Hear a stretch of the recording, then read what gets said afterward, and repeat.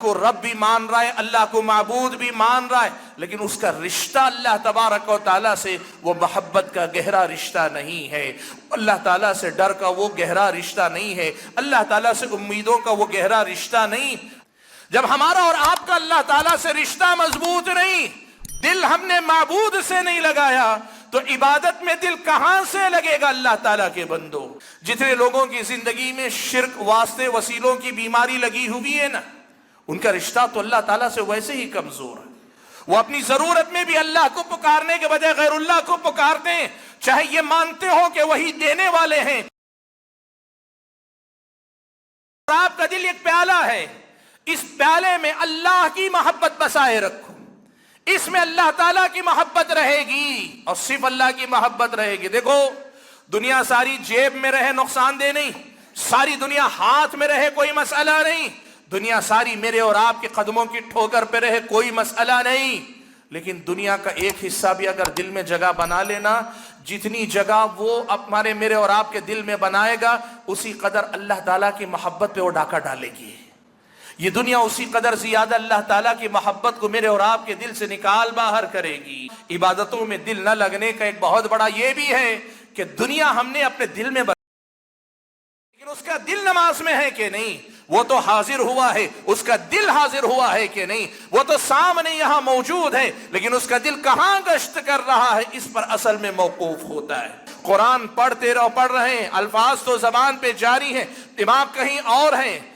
آج آپ دیکھ لو، کوئی ہمارے ساتھ بیٹھا ہو، موبائل میں کوئی ادھر ادھر دیکھ رہا، بات کر رہا ہے، ہماری بات کا جواب بھی دے رہا ہے، لیکن موبائل میں دیکھ رہا ہو تو ہم پہ کیا گزرتی ہے، کتنا شاق گزرتا ہے۔ آدمی کہتا ہے ٹھیک ہے تم مشغول ہو، پھر ملتا ہوں۔ تو پھر اللہ تعالیٰ تو بے نیاز، ہم تو ایک دوسرے کے محتاج ہیں۔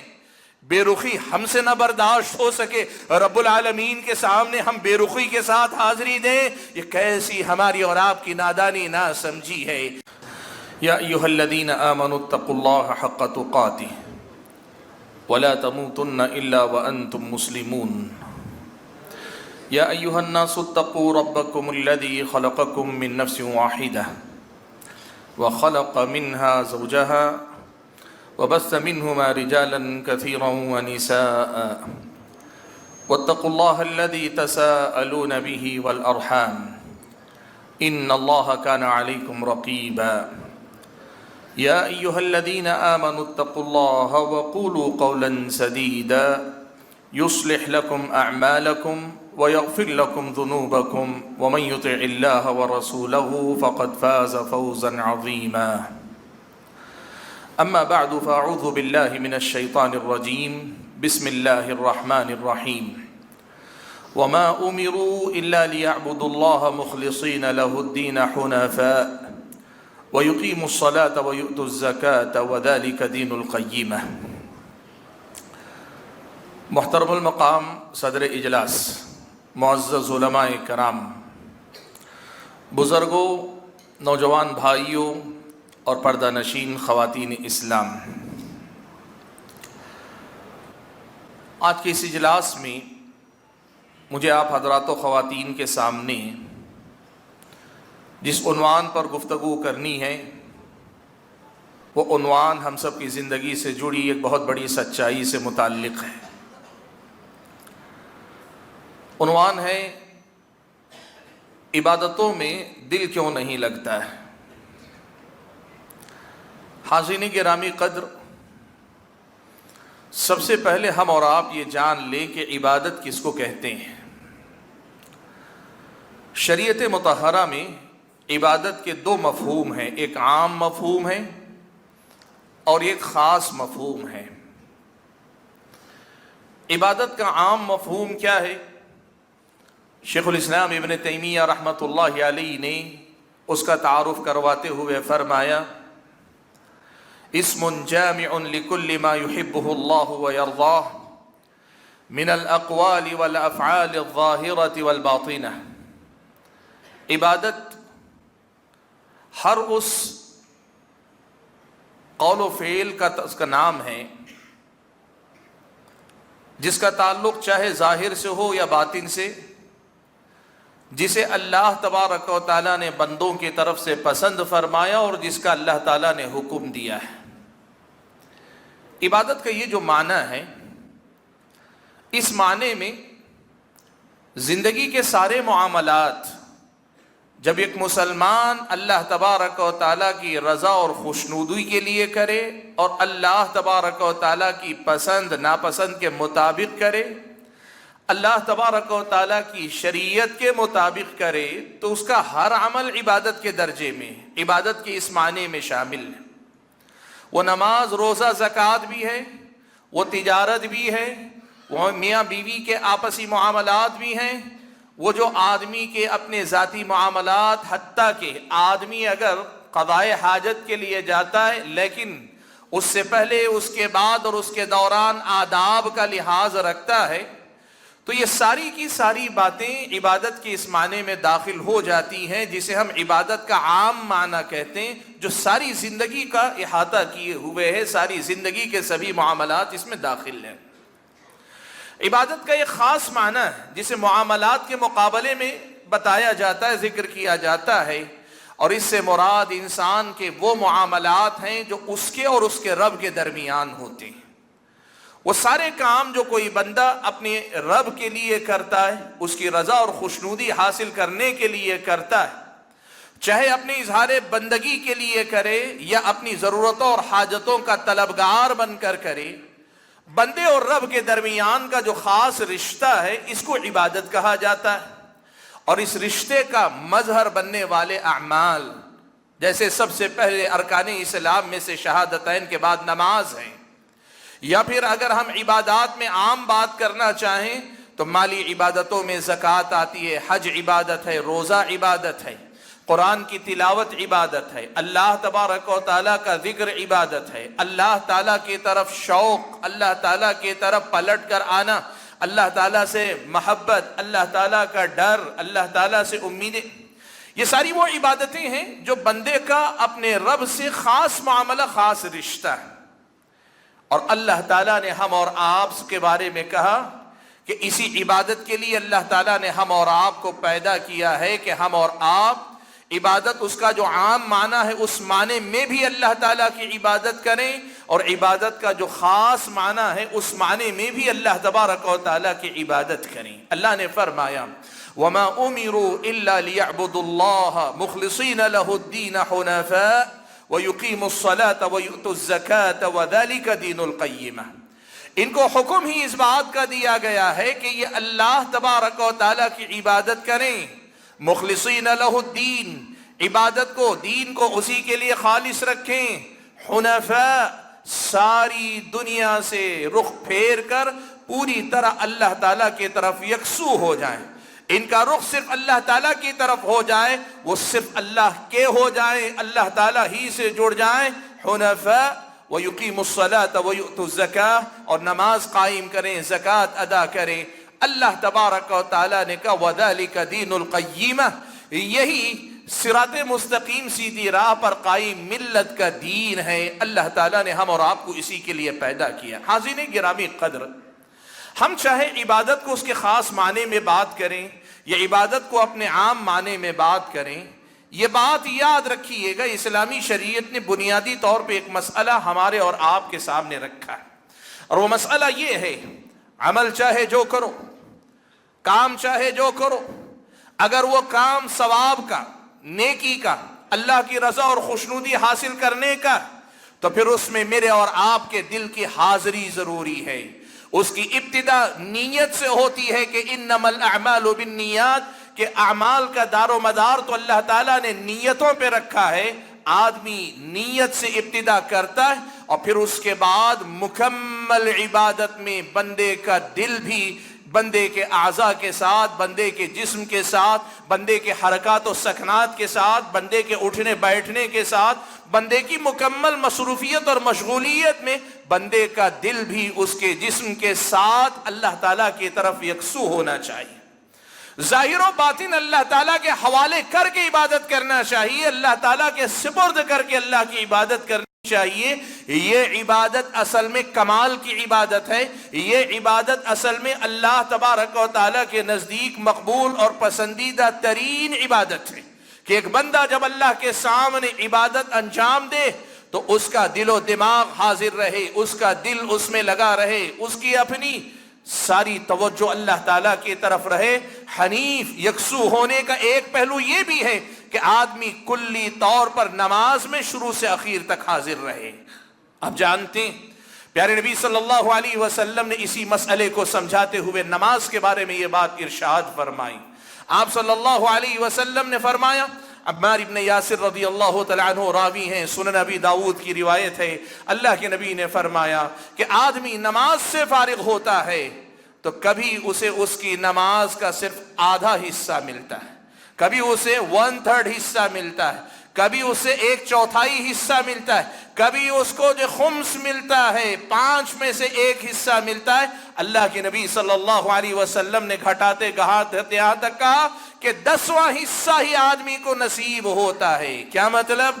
نماز میں تکبیر تحریمہ سے لے کر سلام پھیرنے تک ہم سب ایک ساتھ کھڑے ہیں, ایک ہی صف میں کھڑے ہیں, ایک ساتھ امام کی تکبیر پر سر جھکا بھی رہے ہیں, اٹھا بھی رہے ہیں, ارکان انجام دے رہے ہیں, لیکن نماز سے ہم فارغ ہو رہے ہیں تو ہم سب کی نماز ایک درجے کی نماز نہیں, ہم سب کی نماز کا ثواب ایک جیسا نہیں, ہم سب کی نماز کا اللہ تعالیٰ کے پاس مقام ایک جیسا نہیں. کسی کو مکمل نماز کا ثواب ہے, کسی کو آدھی نماز کا ثواب, کسی کو اس کی نماز کا 1/3 ثواب مل رہا ہے, اور کسی کو صرف 20% کا ثواب مل رہا ہے. کوئی آدمی پوری نماز پڑھ رہا ہے لیکن اس آدمی کو صرف 10% نماز کا حساب لکھا جا رہا ہے. اللہ کے نبی نے کہا یہ ہوتا ہے, سنن ابی داؤد کی روایت میں آپ نے ارشاد فرمایا. یہ کیوں ہوتا ہے جبکہ سب نماز میں برابر کے شریک ہیں؟ یہ وہی بات ہے کہ آدمی کا دل اس کی نماز میں کتنا, وہ تو نماز میں ہے لیکن اس کا دل نماز میں ہے کہ نہیں, وہ تو حاضر ہوا ہے, اس کا دل حاضر ہوا ہے کہ نہیں, وہ تو سامنے یہاں موجود ہے لیکن اس کا دل کہاں گشت کر رہا ہے, اس پر اصل میں موقوف ہوتا ہے.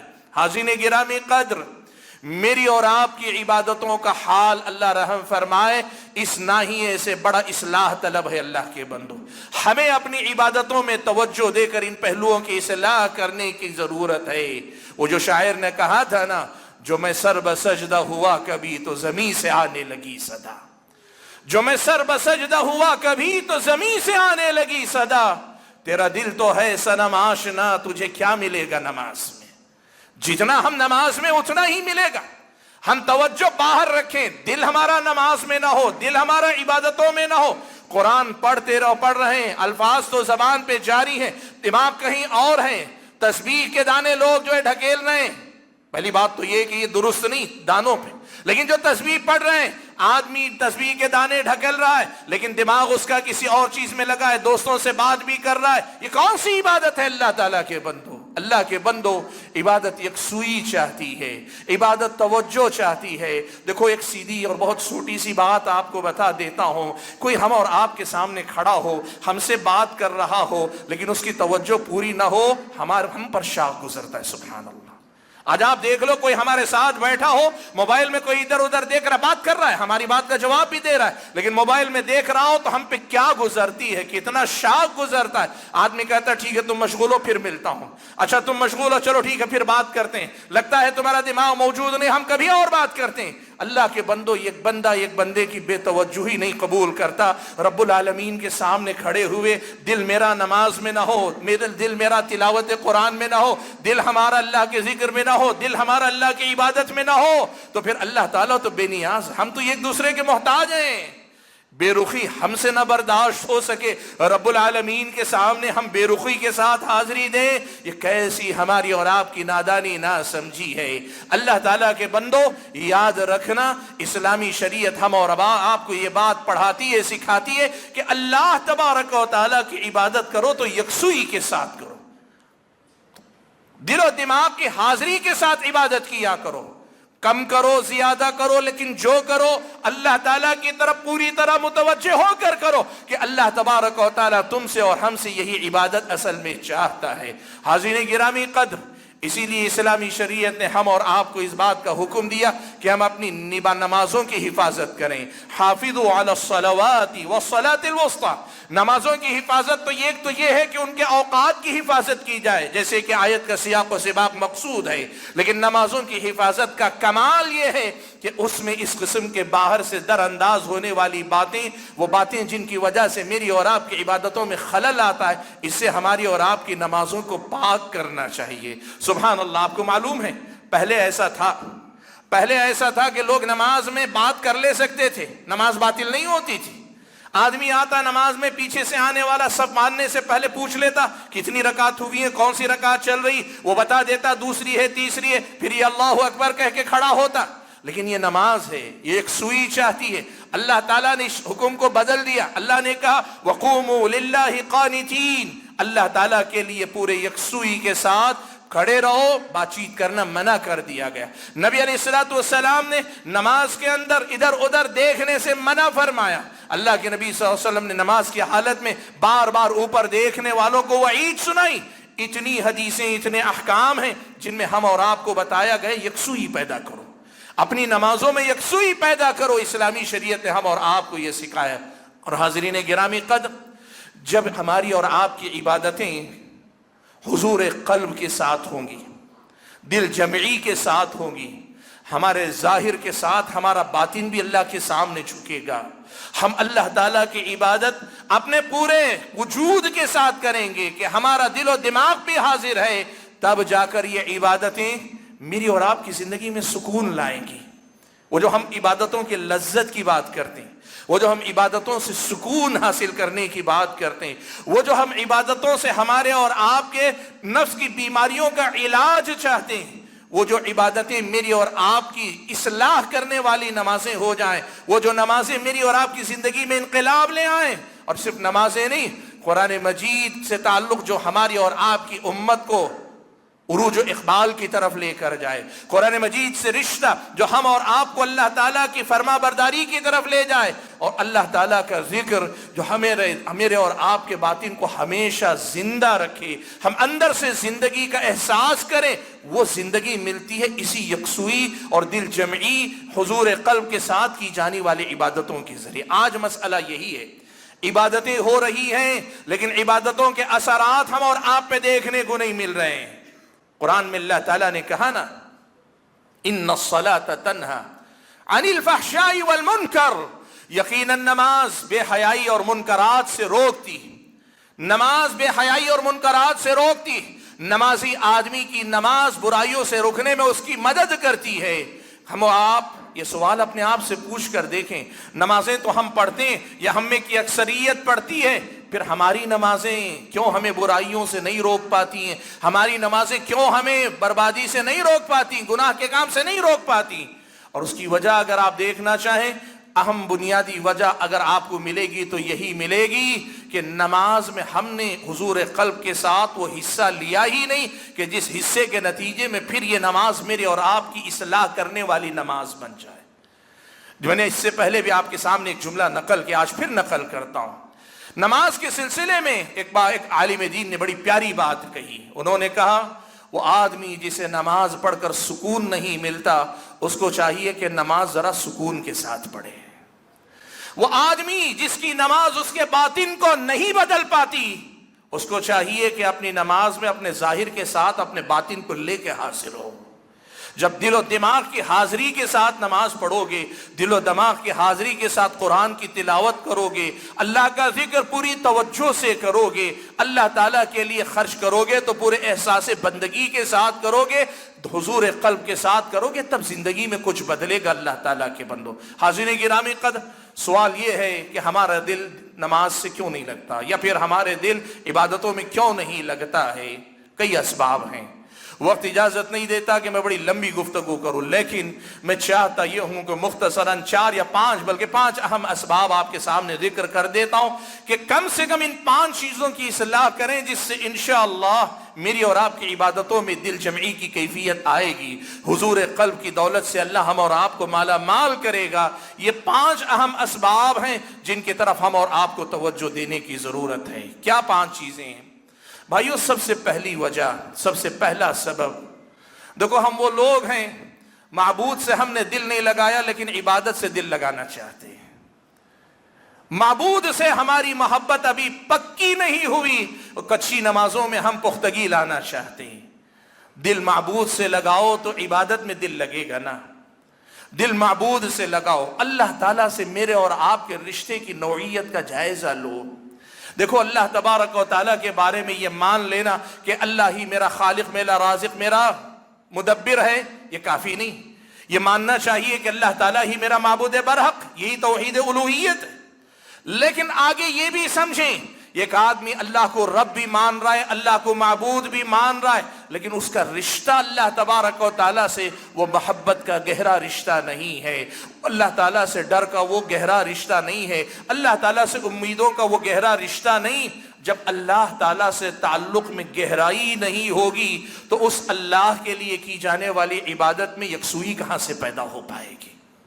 جب ہمارا اور آپ کا اللہ تعالیٰ سے رشتہ مضبوط نہیں، دل ہم نے معبود سے نہیں لگایا تو عبادت میں دل کہاں سے لگے گا اللہ تعالیٰ کے بندو؟ ہمارا اور آپ کا معاملہ یہ ہے کہ رب العالمین سے ہمارا اور آپ کا رشتہ یا تو کمزور ہے یا بہت زیادہ کمزور ہے۔ دیکھو میں بتاتا ہوں، جتنے لوگوں کی زندگی میں شرک، واسطے، وسیلوں کی بیماری لگی ہوئی ہے نا، ان کا رشتہ تو اللہ تعالیٰ سے ویسے ہی کمزور ہے۔ وہ اپنی ضرورت میں بھی اللہ کو پکارنے کے بجائے غیر اللہ کو پکارتے ہیں، چاہے یہ مانتے ہو کہ وہی دینے والے ہیں، چاہے یہ مانتے ہو کہ وہ دلانے والے ہیں۔ رب نے کہا تھا وَإِذَا سَأَلَكَ عِبَادِي عَنِّي فَإِنِّي قَرِيبٌ أُجِيبُ دَعْوَةَ الدَّاعِ إِذَا دَعَانِ فَلْيَسْتَجِيبُوا لِي وَلْيُؤْمِنُوا بِي لَعَلَّهُمْ يَرْشُدُونَ۔ جب میرے بندے میرے بارے میں آپ سے پوچھیں تو بتا دو انی قریب، میں قریب ہوں بندوں سے۔ اجیب دعوت الداعی اذا دعان، پکارنے والا جب کبھی پکارتا میں اس کی پکار کو سنتا ہوں۔ فَلْيَسْتَجِيبُوا لِي، وہ مجھے کو پکاریں، وَلْيُؤْمِنُوا بِي، مجھے پہ ایمان رکھیں، لَعَلَّهُمْ يَرْشُدُونَ، شاید کہ وہ کامیاب ہو جائیں۔ رب نے کہا تھا کہ آؤ میں تمہارے لیے ہوں، تم پکارتے ہو تو تمہاری پکار سنتا ہوں، تم جب آواز دیتے ہو تو میں تمہاری آواز سنتا ہوں، جب تم مانگتے ہو تو میں تمہیں نوازتا ہوں۔ نبی علیہ الصلوۃ والسلام نے ارشاد فرمایا ينزل ربنا تبارک و تعالی الى السماء الدنيا كل ليلہ، اللہ تبارک و تعالی میرا اور آپ کا رب ہر رات کے آخری حصے میں سماء دنیا پہ اتر کے آتا ہے۔ یہ جو پہلا آسمان زمین کی طرف سے پہلا آسمان اس میں اتر کر آتا ہے اور آ کر کہتا ہے کون ہے جو مجھے پکارے تو میں اس کی پکار سنوں، کون ہے جو اس سے مانگے میں اس کو دے دوں، کون ہے جو مجھ سے مغفرت طلب کرے میں اسے معاف کر دوں۔ اور ہمارا معاملہ یہ ہے ہم اس کو نہ پکار کے اس کے در پہ حاضری نہ لگا کر اس کے سامنے اپنا دامن نہ پھیلا کر ایرے غیرے کے پیچھے جانے کی بات کریں، ہم فلاں اور فلاں کے پیچھے پڑے رہیں۔ اللہ کے بندو، رشتہ یہاں کمزور ہوگا تو نماز میں رشتہ کہاں سے مضبوط ہو جائے گا؟ یہاں ہم اللہ تعالیٰ سے جڑنا نہیں چاہتے، اللہ جوڑنا چاہتا ہے اپنے آپ سے، وہ بے نیاز ہو کر چاہتا ہے ہم اس سے جڑیں، لیکن ہم یہاں واسطے وسیلے لا کے فاصلے بڑھا رہے ہیں۔ تو پھر بتاؤ اللہ تبارک و تعالیٰ نمازوں میں میرے اور آپ کے دل کی حاضری کیسے لگا سکتا ہے؟ حاضرین گرامی قدر، مسئلہ یہاں ہے، معبود سے دل نہیں لگایا تو عبادت میں کیا دل لگے گا؟ ہمیں اس پر بار بار سوچنے کی ضرورت۔ اور بہت سارے اللہ کے بندے وہ ہیں جو اللہ کا فضل و کرم ہے شرک نہیں کرتے، شرک نہیں کرتے، یعنی اللہ تعالیٰ اور اپنے درمیان کوئی واسطے وسیلے نہیں رکھتے، لیکن اللہ تعالیٰ سے تعلق کمزور ہے، رشتہ کمزور ہے، رشتے کے لیے وقت نہیں ہے، اللہ تعالیٰ سے نزدیکی کا، قرب کا، اللہ تبارک و تعالیٰ سے تعلق کا وہ تجربہ زندگی میں کرنا نہیں چاہتے، یا تو غفلت کی وجہ سے، یا جہالت اور لا علمی، کم علمی کی وجہ سے، یا کئی بار اللہ رحم فرمائے لاپرواہی کی وجہ سے وہ اللہ کو جانتے ہیں، مانتے ہیں، پہچانتے ہیں، لیکن اللہ تعالیٰ سے جڑنے کی فکر نہیں ہے۔ یاد رکھو، چاہے بات شرک کی ہو، چاہے بات اللہ تبارک و تعالیٰ سے دوری کی ہو، جب اللہ ہی سے کما حق ہو نہیں جڑ پائیں گے یا کما حق ہو جڑنے کی کوشش نہیں کریں گے تو پھر میری اور آپ کی عبادتوں میں دل کہاں سے لگے گا؟ دنیا یہ بات اچھی طرح سے جانتی ہے، آدمی جس سے محبت کرتا ہے نا، جس سے محبت کرتا ہے وہ محبت ہی اس کے دیگر معاملات سے آدمی کو جوڑتی ہے۔ آپ اردو ادب اگر پڑھیں گے نا تو لوگ ایک مثال دے کر کہتے ہیں، وہ ایک مثال دے کر کہتے ہیں کہ مجنو جو تھا لیلا کی محبت میں گرفتار تھا، تو لوگوں نے لکھا ہے کہ مجنو کو لیلا سے نہیں، لیلا کے گلی کے کتے سے بھی پیار تھا۔ لوگوں نے لکھا ہے وَلَقَدْ أَمُرُّ عَلَى الدِّيَارِ دِيَارِ لَيْلَا أُقَبِّلُ ذَا الْجِدَارَ وَذَا الْجِدَارَ وَمَا حُبُّ الدِّيَارِ شَغَفْنَ قَلْبِي وَلَكِنْ حُبَّ مَنْ سَكَنَ الدِّيَارَ۔ کہتا ہے میں لیلا کے بستی سے گزرتا ہوں تو ہر دیوار کو بوسہ دیتے ہوئے جاتا ہوں۔ کہتا ہے کیوں؟ کہا اس لیے نہیں کہ مجھے دیواروں سے کوئی محبت ہے، بلکہ اس لیے کہ اس کے اندر رہنے والا جو ہے وہ میرا محبوب ہے، میں اس لیے اس سے محبت کرتا ہوں۔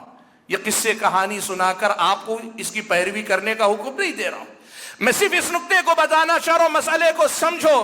جب اللہ سے محبت ہوگی تب اللہ کی عبادتوں سے محبت ہوگی، جب اللہ سے تعلق مضبوط ہوگا تو پھر میرا اور آپ کا دل بھی عبادتوں میں خوب لگے گا، بلکہ ہم عبادتوں میں سکون تلاش کریں گے، عبادتوں میں لذت تلاش کریں گے، اس کے بغیر ہم اور آپ بے چین رہیں گے۔ یاد رکھنا، آپ کو معلوم ہے پیارے نبی صلی اللہ علیہ وسلم کا یہ معاملات ہے۔ اللہ کے نبی صلی اللہ علیہ وسلم نے، سنن نبی داؤد کی روایت ہے کہ اللہ کے نبی صلی اللہ علیہ وسلم جب نماز کا وقت ہوتا نا تو اللہ کے نبی صلی اللہ علیہ وسلم کہتے کہ اقیم الصلاۃ یا بلال ارحنا بها، اے بلال نماز کے لیے اقامت کہو اور اس اقامت کے ذریعے ہمیں راحت پہنچاؤ، ہمیں سکون دو۔ حاضرین گرامی قدر، یہ ہوتا ہے تعلق جب آدمی کو اللہ سے تعلق ہوتا ہے تو پھر عبادتوں سے بھی آدمی کا تعلق مضبوط ہو جاتا ہے۔ اس مسئلے کو ہم اور آپ کو سمجھنا چاہیے۔ اصل راز اس میں ہے کہ ہم اللہ تبارک و تعالیٰ سے کیسا اور کتنا رشتہ قائم کرنے میں کامیاب ہوتے۔ میں نے کہا پہلی وجہ اللہ تبارک و تعالیٰ سے محبت، اللہ کا خوف اور اللہ سے امید کا رشتہ کمزور ہے، جو کہ عبادتوں کی بنیاد ہے۔ جب یہ کمزور ہوگا تو پھر عبادتوں میں میرا اور آپ کا دل نہیں لگے گا۔ حاضرین گرامی قدر، دوسری وجہ جس کی وجہ سے عبادتوں میں دل نہیں لگتا، دیکھو یہ دل بڑا عجیب ہے۔ میرا اور آپ کے دل و دماغ کا مسئلہ یہ ہے کہ ہم جہاں رہتے بستے ہیں اس کے اثرات میرے اور آپ کے دل و دماغ میں رچتے بستے ہیں۔ ماحول جس میں ہم رہتے ہیں، ہم اور آپ جس ماحول میں جیتے ہیں، اس کا اثر میرے اور آپ کے دل و دماغ پر لازماً ہوتا ہے، لازماً رہتا ہے۔ اسی لیے دیکھو، ہمیشہ خوشحال رہنے والے لوگوں کے درمیان رہو، اچھا حشاش بشاش رہو گے۔ ہمیشہ شکایتیں کرنے والے لوگوں کے درمیان رہو، آپ کی زندگی میں بھی شکایتیں ہی آپ کو نظر آئیں گی۔ انسان کی طبیعت کچھ ایسی۔ اسلامی شریعت نے اسی لیے ایک بات کا اہتمام یہ بھی کیا، مثال کے طور پہ اگر فرض نماز ہے تو اسلامی شریعت نے حکم دیا کہ آدمی کو فرض نماز سے پہلے سنتیں پڑھنی چاہیے، آدمی کو اذان کی آواز سنتے ہی مسجد کی طرف آ جانا چاہیے، سلام پھیرنے کے فوراً بعد آدمی کو اٹھ کر نہیں جانا چاہیے، سب سے پہلے اذکار پڑھنے چاہیے، اذکار کے بعد سنتیں پڑھنی چاہیے، سنتیں پڑھنے کے بعد جانا چاہیے، بلکہ یہاں تک کہا آدمی جب تک اپنی جگہ پہ بیٹھا رہے گا تب تک گویا نماز میں رہے گا۔ یہ پہلے اور بعد میں اللہ تعالیٰ نے جو سسٹم دیا ہے نا، اس کے پیچھے بہت بڑی حکمت ہے۔ بہت ساری حکمتوں میں سے ایک حکمت یہ ہے کہ جب بندہ پورے اہتمام کے ساتھ حاضر ہوتا ہے تو آدمی اپنے جسم کے ساتھ اپنے دماغ کو بھی حاضر کرنے میں کامیاب ہو جاتا ہے۔ ہمارا مسئلہ یہ ہے کہ ہم ان فرض نمازوں کے علاوہ کوئی اور نماز کی حاضری ہماری نہیں ہوتی۔ صورتحال یہ ہوتی ہے، اقامت ہوئی ہے، دوڑے دوڑے آ کر داخل ہو جاتے ہیں، جسم تو صف میں کھڑا ہوا ہے، دماغ ابھی بازار میں یا راستے میں موجود ہے، ابھی جہاں سے گزر کر آئیں، دماغ کو ہم یکسوئی کے ساتھ حاضر نہ کر سکے۔ آدھی نماز 2 رکعات ابھی اسی دنیا میں ہے جس دنیا کو چھوڑ کر آئے ہیں، اسی ماحول میں ہے جس ماحول سے ہم آئے ہیں، اور بقیہ آدھی اس فکر میں رہتی ہے سلام پھیرنے کے فوری بعد مجھے جانا ہے، کاروبار کرنا ہے، مجھے دوستوں سے ملنا ہے، مجھے کلاس میں حاضری دینی، مجھے جو ہے آفس میں حاضری دینی ہے۔ نماز سے پہلے اور نماز کے بعد کی جو حفاظت کے اسباب ہیں وہ ہم نے اپنی زندگی میں نہیں اپنائے تو آدمی کا دل بھی نماز میں نہیں رہ جاتا، عبادت میں نہیں رہ جاتا۔ دوسرا بڑا اہم سبب ہے عبادتوں میں دیر سے آنا اور جلدی بھاگنے کی فکر کرنا۔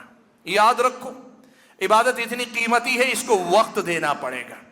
عبادت اتنی قیمتی ہے، اس کے لیے کوشش کر کے اپنے دل و دماغ کو حاضر کرنا پڑے گا۔ عبادت اتنی قیمتی ہے کہ اس عبادت کی حفاظت کی خاطر اس سے پہلے کی جو سنتیں، سنتوں سے پہلے اذان کے سننے کے ساتھ اذان سنے، جواب دے کر فوراً مسجد کی طرف آئے، آ کر نماز کے انتظار میں بیٹھا رہے، نماز با جماعت پڑھے اور اس کے بعد اذکار کا اہتمام کرے، اس کے بعد کی سنتیں پڑھے، اور اللہ نے اگر موقع دیا ہے تو جہاں تک ممکن ہو اسی جگہ بیٹھا رہے۔ وقت آپ کی زندگی میں جتنا نکل سکتا ہے نکالو۔ قرآن پڑھنا چاہتے ہو، اچانک اٹھا کر پڑھنا شروع کرو، جائز ہے، بات سمجھو، جائز ہے۔ آپ کے قرآن کی تلاوت ہے، لیکن وہی تلاوت اچھے اہتمام کے ساتھ باوضو ہو کر یکسوئی کے ساتھ بیٹھ کر کرو گے تو اس تلاوت کے اندر جس میں دل جمعی شامل ہوتی ہے اس کے اثرات الگ ہوتے ہیں، آپ کا میرا دل زیادہ ہوتا ہے۔ حاضرین گرامی قدر، نمازوں میں یا عبادتوں میں دل کے نہ لگنے کی دوسری بڑی وجہ ہے ہمارے اور آپ کے مزاج کی جلد بازی اور بے توجہی۔ یہ دیر سے آنا اور جلدی بھاگنا، یہ جو مزاج ہم نے پال کے رکھا ہے نا، یہ بہت بڑی وجہ ہے جس کی وجہ سے عبادتوں میں میرا اور آپ کا دل نہیں لگتا ہے۔ تیسری بڑی وجہ جس کی وجہ سے دل عبادتوں میں میرا اور آپ کا نہیں لگ پاتا ہے، تیسری بڑی وجہ وہ ہے، دیکھو ان عبادتوں میں سے بہت ساری عبادتیں ایسی ہیں جن عبادتوں کے الفاظ عربی میں، دعائیں عربی میں، بلکہ عبادتوں کے اکثر ساری چیزیں عربی ہی میں ہیں۔ اب ہمارا اور آپ کا مسئلہ یہ ہے کہ ہم عجم کے لوگ، عربی زبان سے نابلد لوگ ہیں، ہم عربی زبان نہیں جانتے، ہم اللہ اکبر کہتے تو ہیں لیکن ہم میں کے بہت سارے لوگوں کو شاید معنی معلوم نہ ہو، یا اللہ اکبر کا معنی معلوم ہو لیکن سمع اللہ لمن حمیدہ کا معنی ہمیں معلوم نہیں۔ نتیجہ کیا ہوتا ہے، زبان سے الفاظ ادا ہو رہے ہیں لیکن اس کا معنی سمجھ میں نہیں آ رہا ہے، تو وہ کیفیت ہم اپنے اندر پیدا نہیں کر پاتے۔ یہ کنیکشن کٹا ہوا ہے، ایک تعلق ٹوٹا ہوا ہے۔ جو حرکات و سکنات ہیں وہ نماز میں حاضری، اللہ اکبر آدمی کا کہنا، سمع اللہ لمن حمیدہ کہنا، اور اتنا ہی نہیں، جو دعائیں آدمی پڑھتا ہے، تشہد میں بیٹھ کر جو تحیات پڑھتا ہے، ان کلمات کے معانی اور مطالب اگر آدمی جان لے، اگر ان کے معانی اور مطالب جان لے، اور بہت مشکل نہیں، نماز میں کوئی زیادہ کلمات تو ہے نہیں، کلمات اگر تکبیرات الانتقال کی بات کریں، اللہ اکبر ہے، سمع اللہ لمن حمیدہ، اور آخر میں السلام علیکم ورحمت اللہ، اس معنی کو سمجھ کر جب اللہ اکبر کہو تو پھر پورے شعور کے ساتھ کہو، واقعی اقرار کرو اللہ اکبر، اللہ سب سے بڑا ہے، اللہ سب سے بڑا ہے۔ اس شعور کے ساتھ معنی اور مطالب پہ غور کر کے جب نماز پڑھو گے نا تو پھر اس نماز کے اندر دل لگے گا، اس نماز میں آپ کو اپنا دل لگا ہوا محسوس ہوگا۔ آپ معنی سمجھتے نہ ہو یا معنی سمجھتے ہو لیکن توجہ دیتے نہ ہو معنی پر، تو پھر ہوگا یہ کہ دل میں کچھ چل رہا ہے، دماغ میں کچھ چل رہا ہے اور زبان پہ کچھ کلمات چل رہے ہیں۔ تین چیزیں، ایک ہیں تکبیرات نماز کے اندر، دوسری چیزیں ہیں دعائیں، چاہے وہ دعائے استفتاح جسے ہم ثنا کہتے ہیں وہ ہو، یا پھر یہ کہ رکوع اور سجدے کی دعائیں، مختلف دعائیں، ان دعاؤں کا معنی، اور تیسری چیز ہے سورہ فاتحہ اور اس کے ساتھ کی چھوٹی موٹی سورتیں جو بار بار ہم پڑھتے ہیں۔ کم سے کم ان پر محنت کر کے ان کے معنی اور مطلب کو ہمیں دھیرے دھیرے سیکھ لینا چاہیے۔ نماز معنی سمجھے بغیر بھی پڑھیں گے آپ کی نماز ہو جائے گی، لیکن یہ مشکل قائم رہے گی کہ الفاظ تو زبان سے ادا ہو رہے ہیں لیکن معنی و مطلب کو نہ سمجھنے کی وجہ سے دل پوری طرح نماز میں نہیں لگتا ہے۔ قرآن کی تلاوت میں بھی ہم اور آپ خیال رکھیں، اگر قرآن کی تلاوت کے ساتھ تھوڑا بہت ترجمہ پڑھنا سیکھ لیں، تھوڑا بہت ترجمہ سمجھ کر پڑھنا سیکھ لیں، یقین کریں قرآن کی تلاوت میں دلچسپی آپ کی بڑھے گی۔ اذکار کا مسئلہ ہے، اذکار عبادت ہیں، ان اذکار کے معنی و مطالب سمجھ کر جب ذکر کریں گے، اللہ کا ذکر کرتے ہوئے آپ کو، مجھ کو، میرا اور آپ کا دل اس ذکر میں نظر آئے گا، محسوس ہوگا۔ حاضرین گرامی قدر، تیسری بڑی وجہ جس کی وجہ سے ہمارا اور آپ کا دل نماز میں یا عبادتوں میں نہیں لگتا ہے وہ ہے ان عبادتوں میں آنے والے کلمات کے معانی اور مطالب کی طرف ہم نے کبھی توجہ نہیں دی، ہم نے کبھی سوچا نہیں، اور اگر معلوم بھی ہے تو ہم ان کے معانی اور مطالب پہ غور نہیں کرتے۔ رکوع میں جا کے سبحان ربی العظیم جب آپ کہتے ہیں کیا مطلب ہے اس جملے کا، سجدے میں جا کے سبحان ربی الاعلی کہتے ہیں کیا مطلب ہے اس جملے کا، آپ نماز کی دعاؤں میں سبوح قدوس رب الملائکۃ والروح، سجدے میں جب آپ پڑھتے ہیں کیا مطلب ہے اس دعا کا، آپ کو اس کی طرف اگر توجہ رہے گی تو پھر آپ کی میری عبادت میں یکسوئی رہے گی، دل لگے گا اور ہم اور آپ کو عبادت کرنے میں مزہ آئے گا۔ 3 وجوہات میں نے گنائی، چوتھی وجہ اور بڑی اہم وجہ ہے، دیکھو یہ بات یاد رکھو، قرآن میں یہ مسئلہ صاف ہے، آدمی اگر خواہشات کے پیچھے، خاص طور پر جنسی خواہشات کے معاملے کے پیچھے اگر پڑتا ہے تو پھر آدمی کے دل سے عبادتوں کی لذت چھین لی جاتی ہے۔ یہ بہت صاف مسئلہ ہے۔ اللہ تبارک و تعالیٰ نے فرمایا فَخَلَفَ مِن بَعْدِهِمْ خَلْفٌ أَضَاعُوا الصَّلَاةَ وَاتَّبَعُوا الشَّهَوَاتِ۔ اللہ تعالیٰ نے انبیاء صالحین کا ذکر کرنے کے بعد کہا ان کے بعد ایسے لوگ آئے، انہوں نے کیا کیا؟ اضاعوا الصلاۃ، نماز کو ضائع کر دیا، واتبعوا الشہوات، اور اپنی شہوات خواہشات کے پیروکار بن گئے۔ کئی اہل علم نے اس آیت سے استدلال کرتے ہوئے کہا ہے کہ نماز کا اور خواہشات کا بڑا گہرا رشتہ ہے۔ خواہشات میں ڈگمگاؤ گے، نماز ڈگمگائے گی۔ خواہشات میں بے راہ روی کا شکار ہوگی، نماز کے خیر سے محروم کر دیے جاؤ گے۔ اور یہ محرومی جس درجے خواہشات میں تمہارا میرا انوالومنٹ ہوگا، جس قدر ہم اس میں مبتلا ہوں گے، اسی قدر زیادہ نماز اور نماز کے متعلقات سے غفلت میری اور آپ کی زندگی میں آتی جائے گی۔ اور آج ہماری اور آپ کی نمازوں میں بے توجہی یا دل کے نہ لگنے کے پیچھے بہت بڑی وجہ یہ ہے۔ آج آپ دیکھ لو، دن اور رات کے 24 گھنٹے میں ہم اپنی ان خواہشات کی تسکین، کبھی آنکھوں کو ٹھنڈک پہنچا کر، کبھی ہم کسی دوسرے ذریعے سے کیا کچھ ہم نہیں کرتے اس دنیا کے اندر خواہشات کی غلامی میں۔ جب خواہشات کی غلامی کریں گے تو نماز سے ہمارا اور آپ کا دل اچاٹ ہوتا چلا جائے گا، یہ طے ہے اللہ تعالیٰ کے بندوں۔ اضاعوا الصلاۃ واتبعوا الشہوات، نماز کو انہوں نے ضائع کیا اور خواہشات کے پیروکار بن گئے۔ اسی لیے سلف صالحین میں سے بعض کے پاس ایک آدمی نے آ کر شکایت کی، کہا عبادت میں دل نہیں لگتا ہے، نماز میں بے توجہی ہے، کہا علاج بتا دیجئے، کہا صرف ایک ہی علاج ہے، اپنی نگاہوں کی حفاظت کرو۔ تم نگاہوں کی حفاظت کرو گے، تمہارے دل میں وہ عبادت کا احساس اللہ تعالیٰ زندہ کر دے گا۔ آپ بھی اور ہم بھی آزما کر دیکھ لیں، ہماری اور آپ کی نگاہیں جتنی باہر کی دنیا سے محفوظ رہے گی، میری اور آپ کی عبادت میں اسی قدر زیادہ دل روشن ہوگا، دل اتنا ہی زیادہ حاضر ہوگا۔ حاضرین گرامی قدر، یہ چوتھی وجہ ہے جس کی وجہ سے ہمارے اور آپ کے اندر عبادتوں کے اندر دل لگنے میں بڑی مشکل کا سامنا پیش آتا ہے۔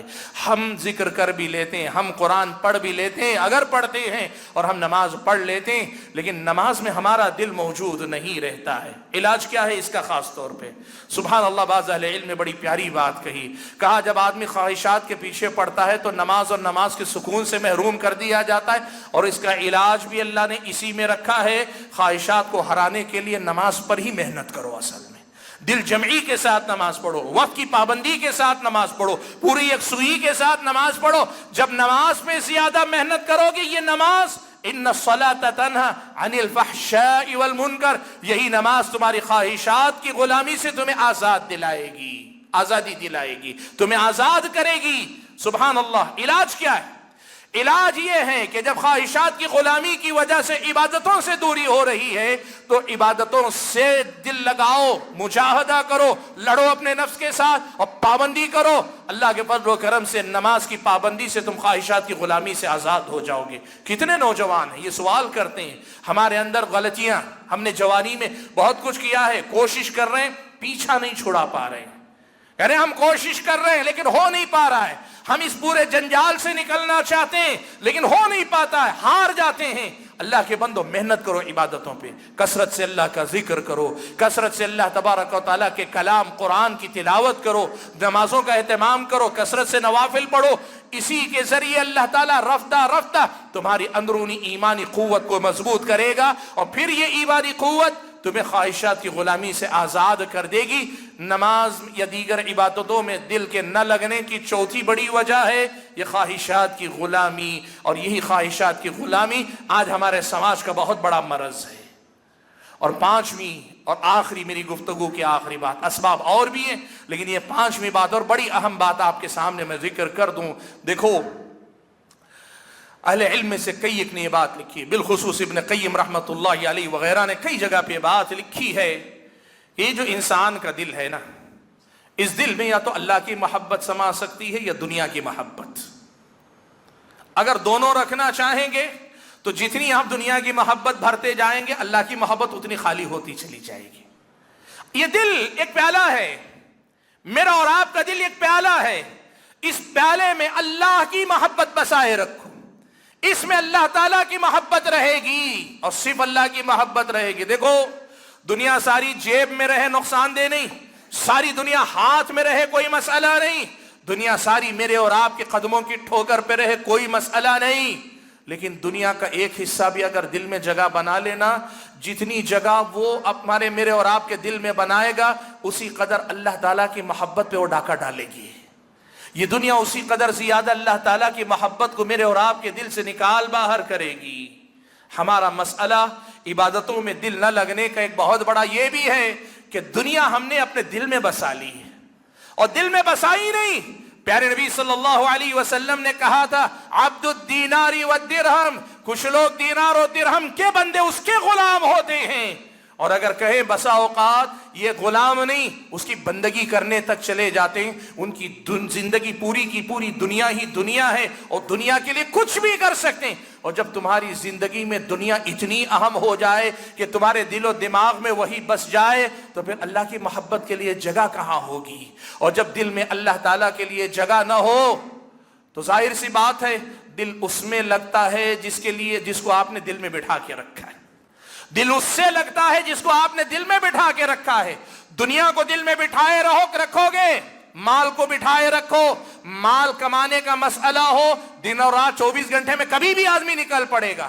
عہدے کی محبت دل میں بسا کے رکھے ہو، عہدہ ملنے والا ہو یا عہدے کے معاملے میں ذرا بھی فائدہ ہونے والا ہو، آدمی بیچ رات میں اٹھ کے کھڑا ہو کے نکل جائے گا. اور اگر دنیا کی کسی بھی اور چیز کی محبت دنیا اپنے دل میں رکھی اس کے لیے سب کچھ کرنے کے لیے تیار ہو جائے گا.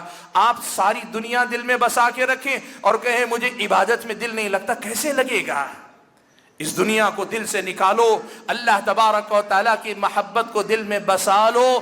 جب دل میں اللہ تعالیٰ کی محبت رچ جائے گی، بس جائے گی نا، تو پھر عبادتوں میں مزہ خود بخود آنے لگے گا. ہمارا مسئلہ پانچویں بڑی وجہ جس کی وجہ سے ہمارے اور آپ کی عبادتوں میں دل ہمارا نہیں لگتا یہ ہے کہ ہم اور آپ نے دنیا کو ہمارے اور آپ کے دل میں بسا کے رکھا ہے. حاضرین گرامی قدر، یہ کچھ منتخب اسباب میں نے آپ کے سامنے ذکر کیے. کہنا کیا چاہتا ہوں، پیغام یہ دینا چاہتا ہوں، دیکھو دنیا اور آخرت کی سعادت اس میں ہے کہ اللہ تعالیٰ کی بھرپور عبادت کرو. دنیا اور آخرت کی بھلائی اس میں ہے کہ اللہ تعالیٰ کی عبادت میں ڈوب جاؤ اور ڈوب کر اللہ تعالیٰ کی عبادت کرو. دنیا اور آخرت کا خیر اس میں ہے کہ اللہ تبارک و تعالیٰ کی عبادت میں مزہ ڈھونڈو، سکون ڈھونڈو، اطمینان ڈھونڈو، اپنی پریشانیوں کا حل ڈھونڈو.